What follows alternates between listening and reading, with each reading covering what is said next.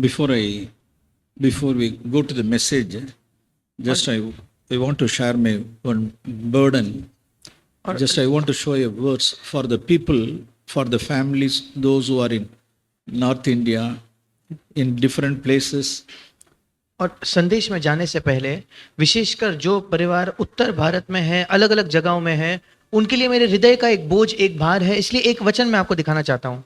So, in these 3 days when I have a fellowship with those brothers, और 3 दिनों में जब आपने भाइयों से संगति की है, so I encourage them all.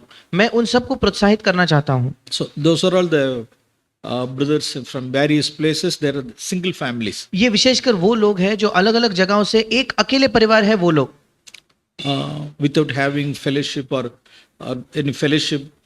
और जिनके पास कोई संगति नहीं है। You are longing for that. You are desiring for that. That's good. और आपकी बड़ी आतुरता है और आपकी एक लालसा है संगति की, ये अच्छी बात है। So God is faithful. परमेश्वर विश्वास योग्य है। Really, He will bring faithful people into our midst. और परमेश्वर हमारे मध्य में विश्वास योग्य लोगों को लाएगा। So, on this regard, just I want to give a few verses to encourage you. और इस संदर्भ में मैं आपको कुछ वचन देना चाहता हूं, आपको प्रोत्साहित करने के लिए। Psalm 101. भजन संहिता 101। There's one wonderful promise. एक अद्भुत वहां वायदा है। Verse 6. और भजन संहिता 101 उसका 6वां वचन। My eyes shall be upon the faithful of the land, that they may dwell with me. मेरी आंखें देश के विश्वास योग्य लोगों पर लगी रहेगी कि वे मेरे संग रहे। He who walks in a blameless way is the one who will minister to me. जो खरे मार्ग पर चलता है वही मेरी टहलुआ होगा, या वो मेरी सेवा करेगा, ऐसा इंग्लिश में लिखा है। Yes, this is the promise. और ये एक वायदा है। Many years back, I claimed this promise. कई वर्षों पहले मैंने इस वायदे पर दावा किया। In my 38 years back, in my local Tirukatapalli village town, और 38 वर्षों पहले मैं जिस स्थानीय तिरुकाटुपल्ली गांव से आता हूं, उस गांव में, at the time I was the only family there. उस समय उस पूरे गांव में इकलौता परिवार मेरा था। But it should not be the case forever. पर हमेशा के लिए यही बात नहीं होनी चाहिए। Actually, we don't know God's perfect will, हम परमेश्वर की सिद्ध इच्छा तो नहीं जानते, but we should desire. पर हमारे अंदर एक इच्छा, एक लालसा होनी चाहिए। We can claim. We should claim this promise. हम दावा कर सकते हैं, इस वचन, इस वायदे पर हमें दावा करना My है। eyes shall be upon the faithful of the land. Instead of that place land, you put your place name. मेरी आंखें देश के विश्वास योग्य लोगों पर लगी रहेगी। इस वचन में देश की जगह आप अपने नगर का, अपने गांव का नाम रख सकते हो, अपने शहर का नाम रख सकते हो। Faithful of the land, Ganpur, Ghazipur, so one brother from Rishikesh, Haridwar, yes. और आप पढ़ सकते हो कि मेरी आंखें, मतलब परमेश्वर की आंखें, आप जिस किसी गांव से हो, गाजियाबाद से है, हरदोई से है, उस जगह पर लगी रहेगी। आप पढ़ सकते हो उस वचन को। But our eyes are seeing the fallow ground. पर कई बार हमारी आंखें जो है वो बंजर जमीन को देखती है। It's nothing is impossible for God. पर परमेश्वर के लिए कोई काम असंभव नहीं है। So we can claim this promise. और हम इस वायदे पर दावा कर सकते हैं। Lord, you please bring such people, such a faithful, blameless people in our way. प्रभु, केवल तू ऐसे लोगों को, विश्वास योग्य, निर्दोष लोगों को हमारे बीच में, हमारे मध्य में ला प्रभु। Let them come and to have fellowship with us. और प्रभु वे आए और हमारे साथ संगति करे। Or let me go there. या मुझे वहां ले जा प्रभु। Lord, you show me. प्रभु तू मुझे दिखा। Yes. When it will, this promise will work out. ये वायदा कब पूरा होगा? That's the condition in the same psalm itself. इसी भजन में ही इसकी शर्त दी हुई है। So we have to walk in a blameless way. और हमें खराई से निर्दोष होकर चलना है। Especially in our house. विशेषकर हमारे घर में। See, verse 2. दूसरा वचन। Lord, when will you come to me? प्रभु तू मेरे पास कब आएगा? दूसरा वचन। I will walk within my house in the integrity of my heart. मैं अपने घर में मन की खराई के साथ चलूंगा। Yes, in my home I will set no worthless things before my eyes. तीसरा वचन, मेरे घर में मैं किसी ओछे काम या बेमतलब के, बेमूल्य के काम पर चित्त न लगाऊंगा। So what are the things he the things, the slandering. See, verse 5, slandering, और वो किस किस बात का जिक्र करता है? 5वां वचन में चुगली करना haughty look. और आंखें चढ़ी हुई मतलब घमंडी आंखें। Verse 5, later about arrogant heart. और 5वां वचन जिसका मन घमंडी है, अहंकारी है। Verse 7, deceit, 7वां वचन छल करना, falsehood. झूठ बोलना। Yes, these are all things we have to slay. ये ऐसी चीजें हैं जिनकी हमें हत्या करनी है, खत्म करनी है। Deceit, falsehood, haughty look, arrogant heart, slandering. These are all things. छल करना, झूठ बोलना, घमंडी आंखें, चढ़ी हुई आंखें और टेढ़े रीति से चलना, ये सब प्रभु को नहीं पसंद चीजें हैं। So unless we slay these things, और जब तक हम इन चुगली करना, इन बातों को मारते नहीं, तब तक, so unless we destroy all these things, जब तक हम इन चीजों का नाश नहीं कर देते, तब so तक how can we? फिर How कैसे can we होगा? expect? हम कैसे इसका अपेक्षा कर सकते हैं? So this is what David says in this psalm. और यही दाऊद इस भजन में कह रहा है। First he cleanses his house first. सबसे पहले उसने अपने घर को शुद्ध किया। Then verse 8. उसके बाद 8वां वचन, Every morning I will destroy all the wicked of the land, भोर ही भोर को मैं देश के सब दुष्टों का सत्यानाश किया करूंगा, so as to cut off from the city of the Lord all those who do iniquity. इसलिए कि यहोवा के नगर के सब अनर्थकारियों को नष्ट करूं। The other day itself I told. पिछले दिन ही मैंने ये कहा, This is the order. ये एक क्रम है। That flaming sword, that consuming fire, first it should consume me. वो भस्म करने वाली जो एक तलवार है, वो भस्म करने वाली आग, उसने सबसे पहले मुझे भस्म करना चाहिए, Then in my home. फिर मेरे घर को, Then to the Lord, city of the Lord. और उसके बाद प्रभु के नगर में, That is the church. वो है कलीसिया। That's the order. ये क्रम है। So according to this Psalm 101. और इस भजन 101 के अनुसार, So before we claim this promise, we should live such a life. और इस वचन का दावा करने से पहले हमें ऐसा जीवन जीना है। So if we walk in a blameless way in our home, means God will bring in our midst the blameless people. अगर हम अपने घर में मन के खराई से चलते हैं, सीधाई से चलते हैं, तो परमेश्वर हमारे बीच में खरे और सीधे लोगों को लाएगा। Okay, in addition to that, I want to show few verses also. इसी के साथ साथ कुछ और वचन भी मैं आपको दिखाना चाहता हूँ। John chapter 12. यूहन्ना रचित सुसमाचार उसका 12वां अध्याय। John chapter 12. यूहन्ना उसका 12वां अध्याय। So these are all not theory. That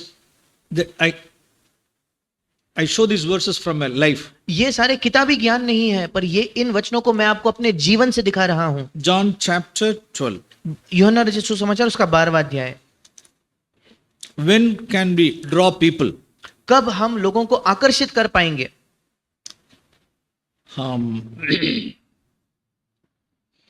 See verse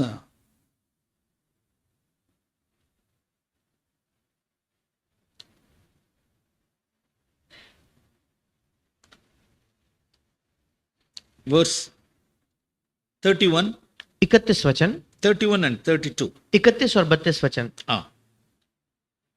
Now the judgment is upon this world. Now the ruler of this world will be cast out. अब इस संसार का न्याय होता है, अब इस संसार का सरदार निकाल दिया जाएगा। And if I am lifted up from the earth, I will draw all men to myself. और मैं यदि पृथ्वी पर से ऊंचे पर चढ़ाया जाऊंगा तो सबको अपने पास खींचूंगा। Yes, this is the promise. ये एक वायदा है। It's another promise we have to claim. ये एक और वायदा है जिसका दावा हमें करना है। We can draw people हम लोगों को अपनी ओर खींच सकते हैं। to ourselves. अपनी ओर When? कब? When we are lifted up from the earth. जब हम इस संसार से ऊपर उठा लिए जाएंगे तो। That means when we are on the crucified life. We should live such a crucified life. इसका मतलब जब हम क्रूस पर चढ़ाए गए हैं, हमें इस प्रकार का क्रूस पर चढ़ाए जाने का जीवन जीना है। When we are crucified. जब हम क्रूस पर चढ़ाए जाएंगे। When we live such a life, crucified life. जब हम एक ऐसा जीवन, क्रूसित जीवन को हम जिएंगे, we can draw people to ourselves. तब हम लोगों को अपनी ओर आकर्षित कर पाएंगे। So this is the promise. ये एक वायदा है। So if there is no crucified life in our lives, अगर हमारे जीवन में उस क्रूस पर का जीवन, क्रूसित हुआ जीवन नहीं है तो so we cannot expect. तब हम इसका अपेक्षा नहीं रख सकते। This is the for the last 2000 years. और ये पिछले 2000 वर्षों से चल रहा है। Because of that crucifixion. उस क्रूस पर चढ़ाए जाने की वजह से, because of his crucified life, उसके क्रूस पर चढ़ाए जाने के जीवन की वजह से, Jesus has drawn multitudes of people. यीशु ने बहुत ज्यादा तादाद में लोगों को अपनी ओर खींचा है। Yes, praise the Lord. That's the secret. परमेश्वर की स्तुति हो, यही रहस्य है। If I am lifted up from the earth, I will draw all people, all अगर men to myself. अगर मैं पृथ्वी पर से ऊंचे पर चढ़ाया जाऊंगा तो सबको अपने पास खींचूंगा। So in our local places, wherever we are, और इसलिए हमारे स्थानीय जगहों में हम जहां कहीं भी है, we should live such a crucified life. हमें भी ऐसा क्रूसित जीवन, क्रूस पर चढ़ाए जाने का जीवन जीना है। In some other passage in I think Matthew 10, और किसी और शास्त्र भाग में, शायद मत्ती 10 में, Matthew chapter 10, मत्ती रचित सुसमाचार उसका 10वां अध्याय,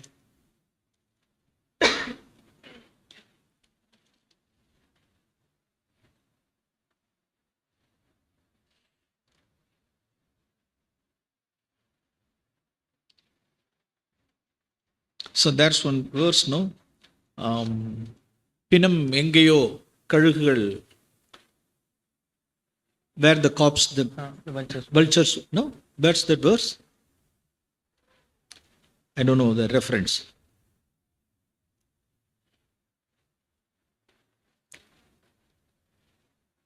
Can you take it out?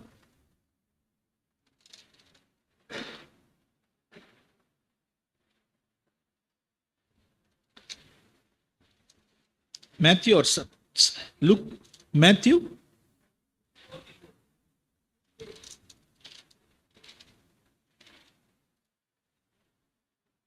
Or Luke 17, or Luke 17:37. Yes, also.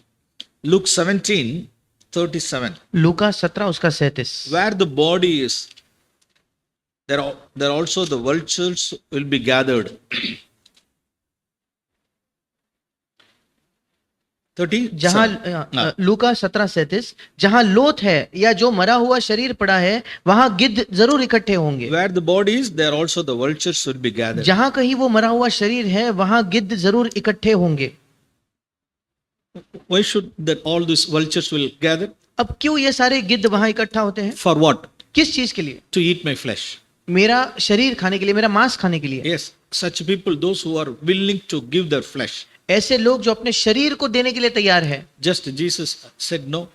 जैसे यीशु ने भी कहा, So, eat my flesh. उसने कहा मेरे शरीर को खाओ। Something, those who are willing to give up their self and everything, time, their body, their conveniences, their money, their comfort and luxury, whatever it may be, let them come and eat my flesh. और उसी का मतलब है, हम पर ये कैसे लागू होता है? जो अपने शरीर को खाने के लिए देने के लिए तैयार है, मतलब जो अपने पैसे को, अपने शरीर को, अपने सुविधा को, अपने समय को, उसको त्यागने के लिए तैयार है, वो कह रहे हैं कि आकर मेरे शरीर, मेरे मांस को खाओ। That the vultures will be gathered. और वहां गिद्ध जरूर एकत्रित होंगे। So these are all the verses, you just keep it in your mind. ये ऐसे वचन हैं जिनको आप अपने मन में रख सकते हो। A fine day will come. God will bring in our midst such a faithful and blameless people in our midst. एक दिन आएगा जब परमेश्वर हमारे बीच ऐसे विश्वास योग्य और निर्दोष लोगों को लेके आएगा। Another, one more thing also in John chapter 12. एक और चीज भी जो यूहन्ना 12 में है, If a grain of the wheat falls into the ground and die, जब तक गेहूं का दाना भूमि में पड़कर मरता नहीं, that ground, that's your own place.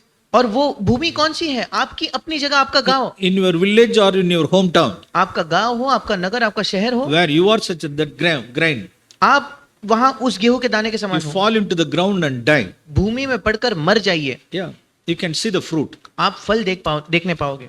So that body, vulture, this grain, that fruits, that crucifixion. So these are all the verses. We should keep it in our mind. और मरा हुआ शरीर, उसके इर्द गिर्द वो गिद्ध आते हैं, और यहाँ भूमि में वो दाना गिरकर मरता है तो फल आता है। और जैसे हमने पहले देखा कि जब हम क्रूसित जीवन है तो लोग खींचे आएंगे। इन वचनों को हमें याद रखना है। So this is for encouraging those people, those who are single families in the area of North India. और उत्तर भारत में विशेषकर जो अकेले परिवार है, उनको प्रोत्साहन के लिए ये कुछ वचन थे।